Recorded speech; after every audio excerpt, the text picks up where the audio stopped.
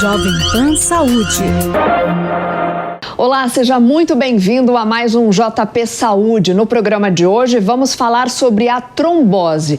Segundo dados do Ministério da Saúde, de janeiro de 2012 a agosto de 2023, mais de 489 mil brasileiros foram hospitalizados devido à trombose venosa. Os números indicam uma preocupação entre os especialistas. Mas, afinal, o que causa a trombose? Os fatores são diversos, desde a predisposição genética, a obesidade ou até mesmo o sedentarismo. Muita gente só ouve falar quando algo grave acontece, mas entender como ela surge, como prevenir e o que fazer em caso de diagnóstico é essencial. E para a gente entender melhor sobre este assunto, recebemos hoje o Dr. Caio Focaccio, que é cirurgião vascular, e também a doutora Mariana Matede, que é médica clínica. Doutores, sejam muito bem-vindos aqui ao JP Saúde. Eu já queria começar essa nossa conversa com uma pergunta para o Dr. Caio. O que é exatamente a trombose? Como ela forma no nosso corpo, né? E a gente viu ali dados falando da trombose específica, né? São vários tipos de trombose? Existem vários tipos de trombose. Se a gente for pensar genericamente, existe trombose arterial e existe trombose venosa. A artéria é todo o vaso que leva o sangue para irrigar as coisas e veia tudo que traz de volta. Pelo que eu vi da sua introdução, eu acho que hoje nós vamos se atentar e falar mais de trombose venosa, que a gente divide em dois grupos. Ou uma trombose venosa profunda, que é quando pega aqueles vasos que fazem esse retorno venoso da perna, que levam 70% desse sangue, que são os vasos mais profundos, que estão dentro da musculatura, e tromboflebite superficial, que aí pega o sistema superficial, que é o que leva só 30% do sangue, que é menos grave. Né? Então, a partir daí, acho que a gente pode desenrolar um monte de coisa. Acho que muita gente acaba pensando na trombose, associando ao fato de algumas partes do corpo ficarem inchadas. Quando eu vou viajar por muito tempo, né? Principalmente de avião, a pessoa fica com medo, tem que colocar aquelas meias elásticas, mas a trombose é um pouco mais ampla do que isso. Você tocou num assunto muito importante, que é o diagnóstico. E é muito legal a gente ter uma clínica junto com a gente, porque muitas vezes quem faz o diagnóstico é o clínico. E o clínico acaba chamando o cirurgião vascular para tratar junto ou para a gente dar continuidade no tratamento. Porque o principal quadro clínico é um edema de perna, é um inchaço da perna, e isso acontece sempre em uma perna só, em 98% dos casos. Então, quando alguém liga para mim e fala assim, Caio, você precisava ver um doente que está com a perna inchada, eu falo uma ou duas? Porque normalmente é uma só. Geralmente é uma só. Os edemas de duas pernas geralmente acontecem por causas clínicas, né? Ou alguma insuficiência cardíaca, insuficiência renal, hepática e etc. Agora, do ponto de vista vascular, a gente tem essa vantagem, né? Que a gente consegue fazer diagnóstico comparando uma perna com a outra. Agora, doutora Mariana, a trombose também pode ser um sinal de alerta de algum tipo de processo inflamatório do corpo, e até como o doutor Caio falou, né? É um inchaço que está associado a algum outro tipo de problema? Sim, como você mesmo mencionou, ela pode estar relacionada a outras doenças. Então, a própria obesidade, né, é uma causa que pode piorar ou predispor a trombose. A gente tem algumas também etiologias hematológicas, então algumas trombofilias que também podem predispor a trombose. E a própria imobilidade, então viajar, né? Geralmente um processo cirúrgico, uma cirurgia ortopédica mais longa, a gente tem uma predisposição à trombose também. Então são vários quadros, várias coisas relacionadas, mas não é porque você teve uma trombose uma única vez que você vai vir a ter mais vezes. Então isso a gente tem que avaliar e investigar caso a caso. Agora, sobre os fatores de riscos, quais são os principais, o que mais contribui, doutor, para que essa condição apareça? A doutora tocou num assunto muito importante, que são as cirurgias, principalmente cirurgias ortopédicas. Faço uma brincadeira com os pacientes no consultório que eu falo que a primeira causa de trombose é a cirurgia ortopédica, a segunda é a cirurgia ortopédica, a terceira também, e depois vem o resto. Por quê? Porque quem descreveu a formação de um coágulo dentro do sistema venoso, que é a trombose, foi Virchow, e ele morreu em 1902. Então é uma coisa que já não é novidade. E aí você tem que ter três coisas para acontecer isso, ou uma das três muito forte. hipercoagulabilidade, que é o que a doutora já falou, estase venosa, que é você permanecer muito tempo parado, e lesão endotelial. O que é o endotélio? A parte de dentro do vaso. Então, quando você tem uma lesão, quando você tem algum desses fatores muito fortes, na cirurgia ortopédica, por exemplo, você tem todos, acontece que você pode formar esse coágulo dentro do sistema venoso profundo, principalmente. Se for de grandes veias, 70% dos casos acontece na perna. Se for de grandes veias, a gente já sabe que existe uma associação com embolia de pulmão, e aí deixa de chamar trombose venosa profunda e passa a chamar TEV, que é o que a gente trata hoje. Em quase todos os casos você trata de TEV, não só de trombose venosa profunda. Mas outros fatores desencadeantes são tabagismo forte, sedentarismo, obesidade, uso de anticoncepcional oral. Então, e as pessoas que têm varizes, principalmente varizes grandes, têm até 6 vezes mais chance de ter trombose do que pessoas que não têm a doença varicosa.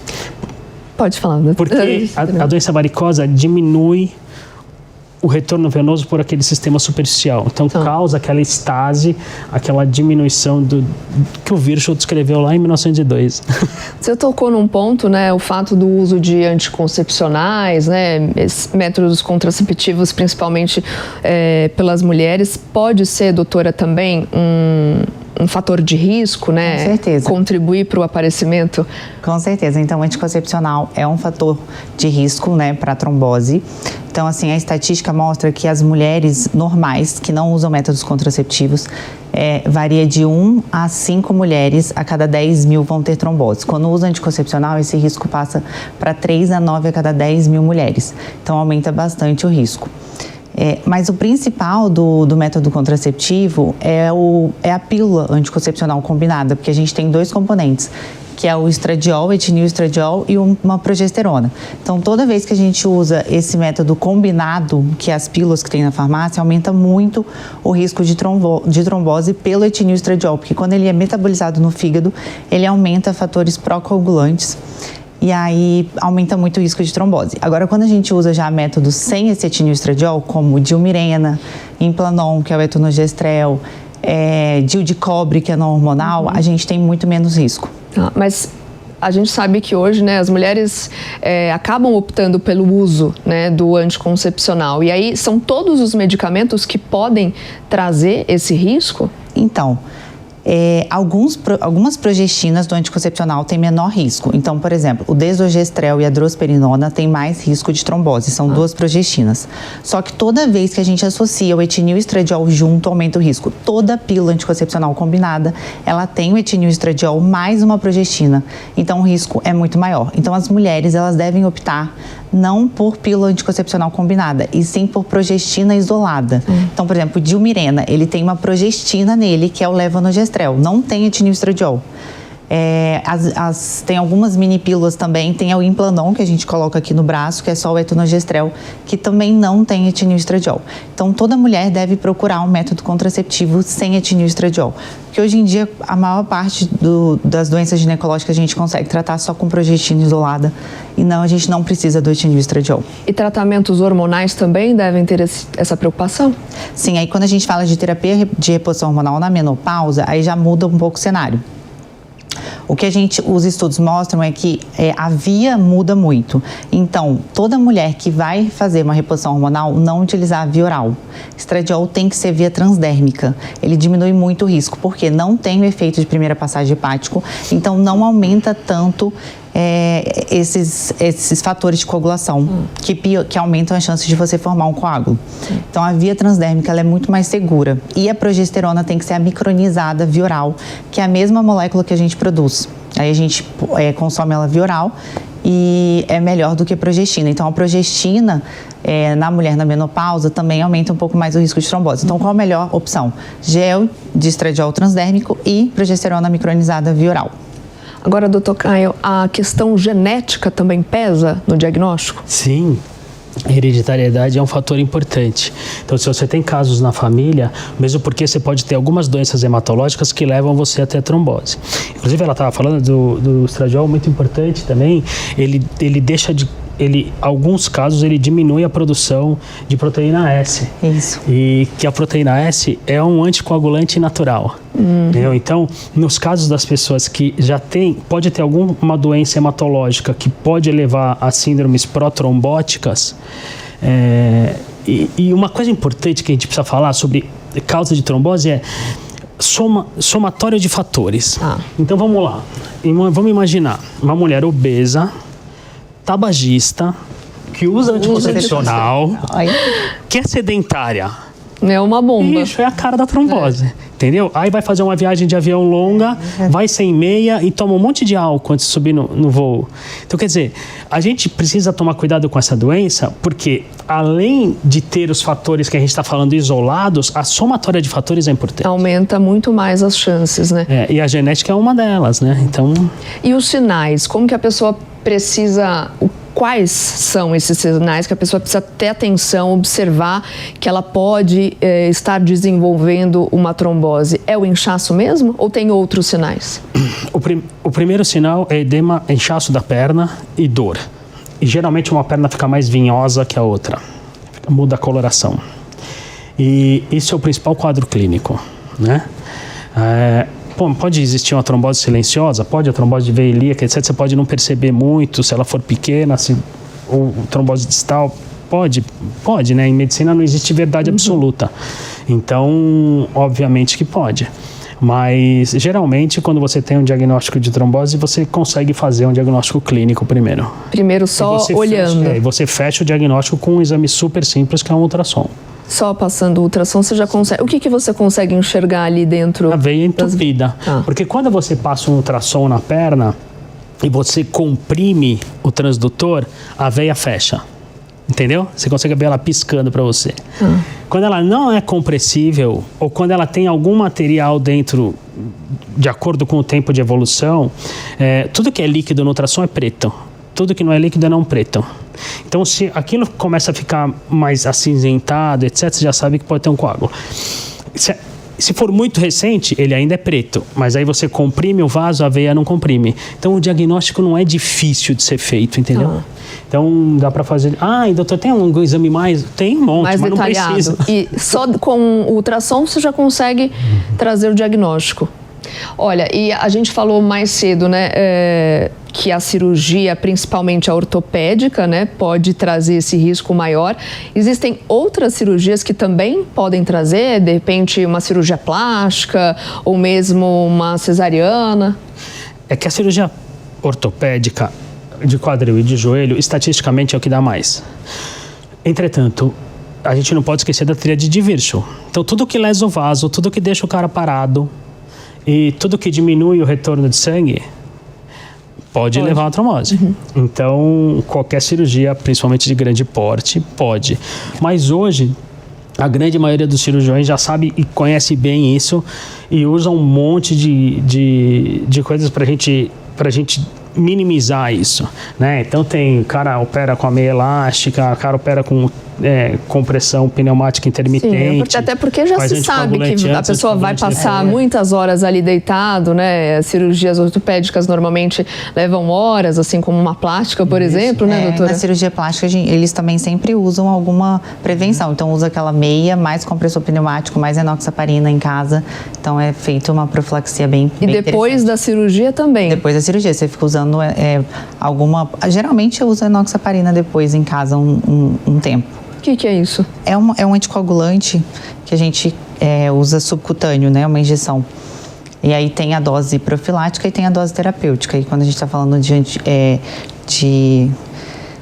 anticoagulante profilático ou numa dose mais alta para ser realmente terapêutico quando você já tem a trombose.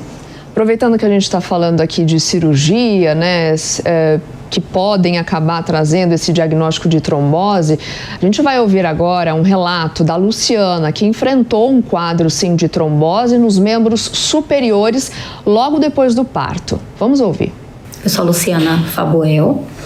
Eu tive a trombose no membro superior direito após o parto normal, onde eu tive hemorragia. Eu tomei ferro e 2 hemácias de sangue na veia.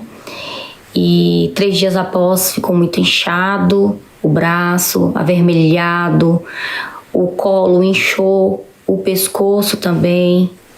E fiquei internada 10 dias para tratar essa trombose.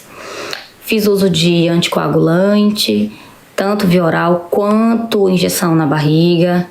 Eu, após a alta, permaneci com esse tratamento, passando uma vez por semana no vascular.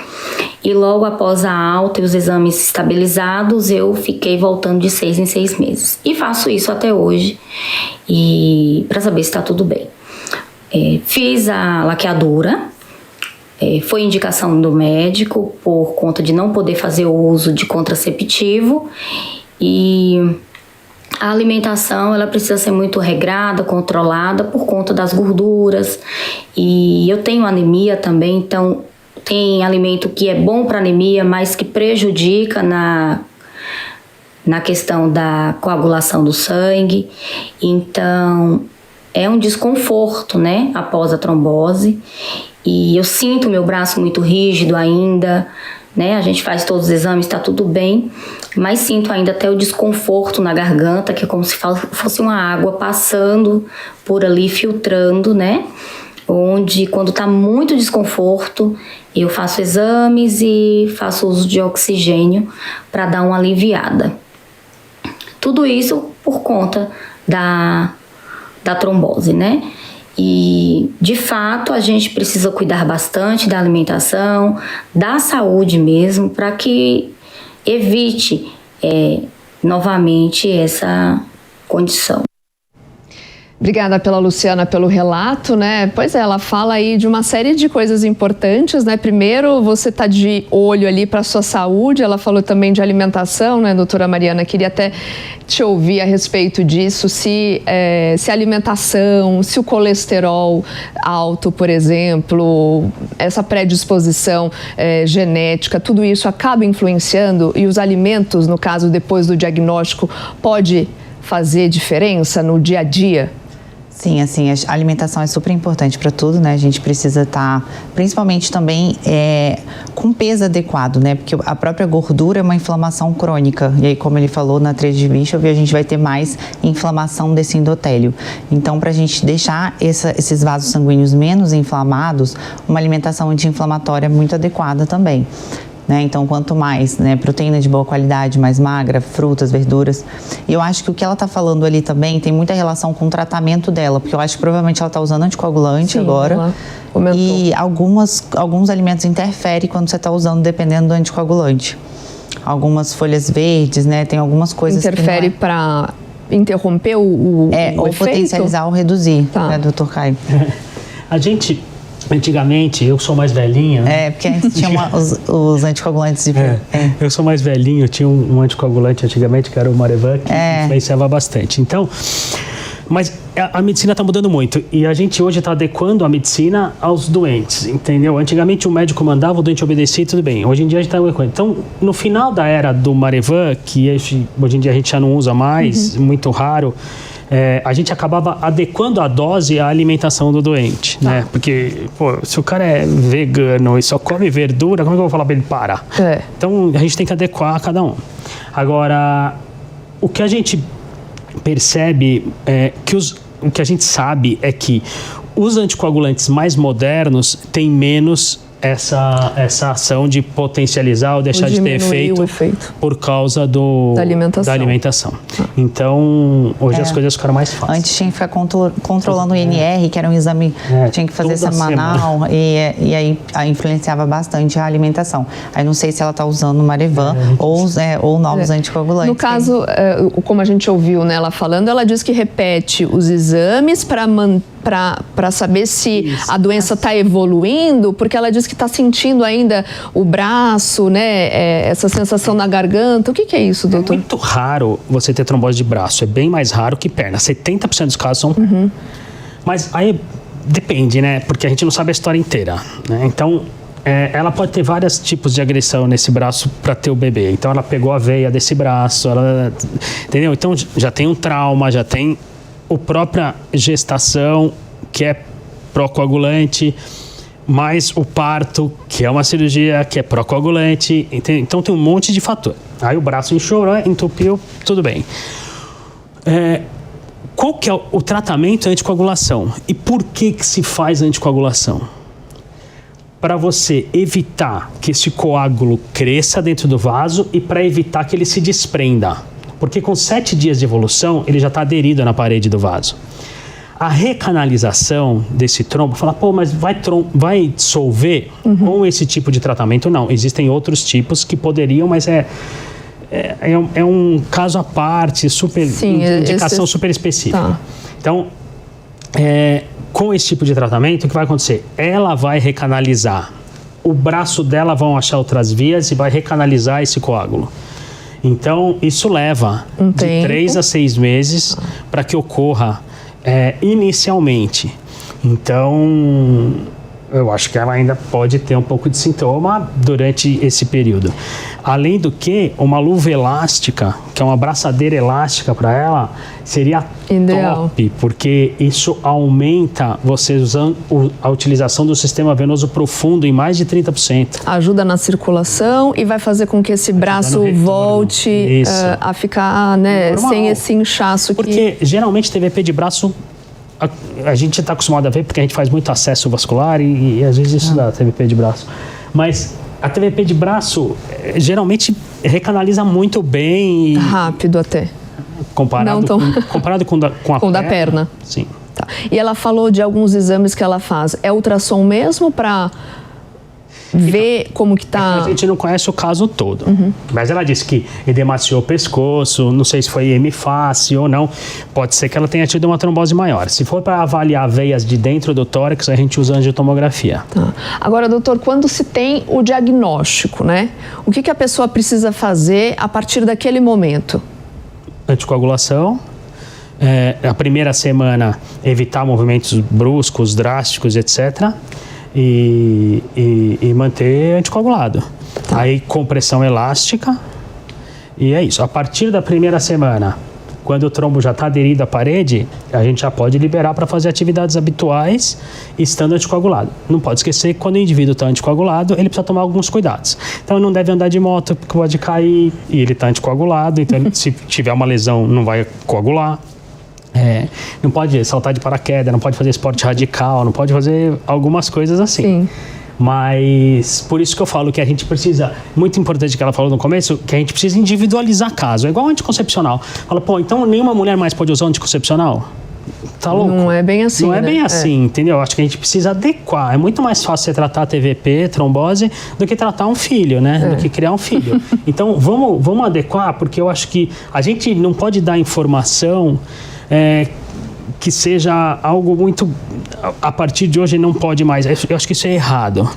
Porque depende, né, da vida do indivíduo. A gente não pode esquecer que a gente vive num país subdesenvolvido. Tem uma rotina. Então, que a gente, às vezes, controlar a natalidade é muito mais importante, em alguns casos, do que a trombose. Então, se ela não fumar, não for sedentária, conseguir usar uma meia elástica, atividade física regular, alimentação também adequada. Hiperidratação sempre, muita água.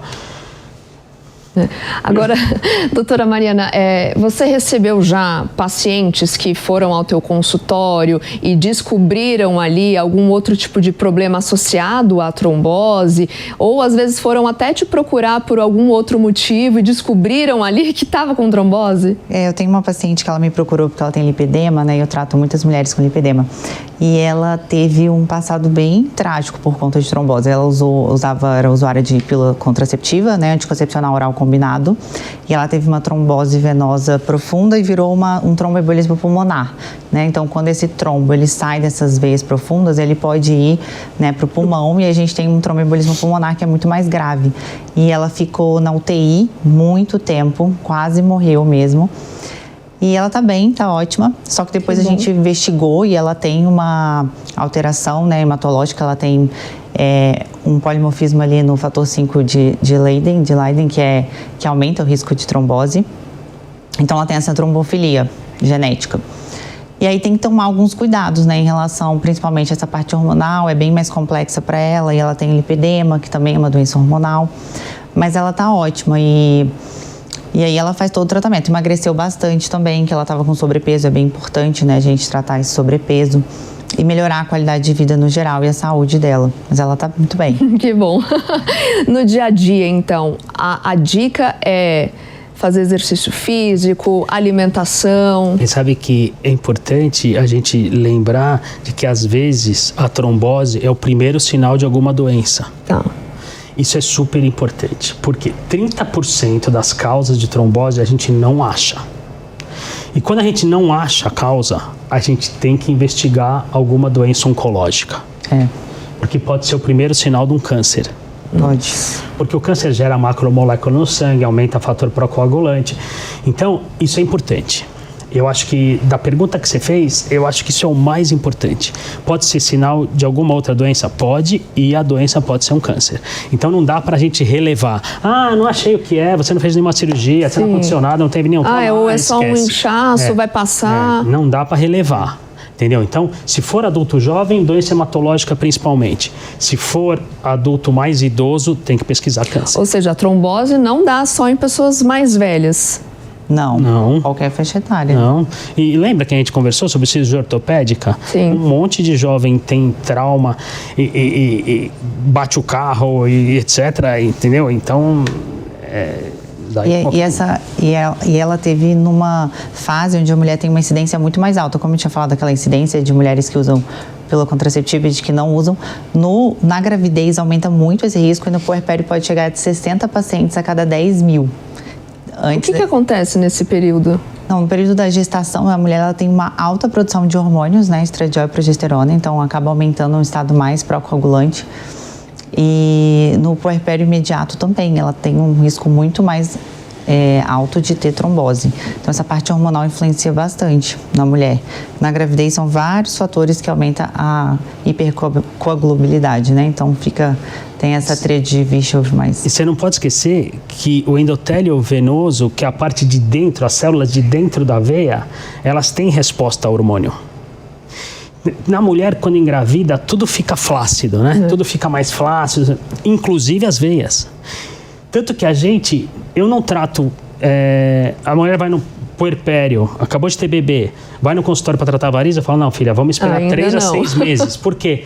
Porque um monte de varizes some, volta ao normal. Ao que era. A pele volta à elasticidade. A veia perde essa super elasticidade, porque ela deixa de ter essa chuva hormonal. Sim. Que é a gestação. O corpo acaba se adaptando para a própria cesárea ali, né? Para o parto normal, que seja, enfim. Isso. E aí o resto todo acaba desregulando. Quando enxuga todos esses hormônios, as veias, muitas delas, deixam de ser varicosas e voltam a ser normais. Então, às vezes, a gente não precisa operar. Né? Essa era a minha próxima pergunta. Só em casos graves, quando a cirurgia é indicada? Para trombose ou para varize? Para trombose. Para trombose, olha, 90% do que a gente faz é tratamento clínico com anticoagulação. Existem alguns casos muito específicos que a gente pode usar trombolítico. O que é isso? A gente entra com catéter na veia, vai no meio do coágulo, deixa o indivíduo internado soltando um remédio. Esse remédio dissolve o coágulo. Em quem se faz isso? Geralmente paciente jovem e rígido, porque a gente sabe que a síndrome pós-trombótica, que é uma síndrome que vem depois da trombose, vai piorar muito. Atleta, então a gente faz.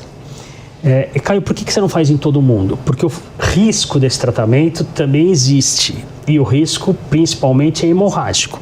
Então, se você vai tratar uma trombose na perna e ele tem alguma hemorragia intracraniana, abdominal, intestinal, etc., você pode piorar o quadro. Entendeu?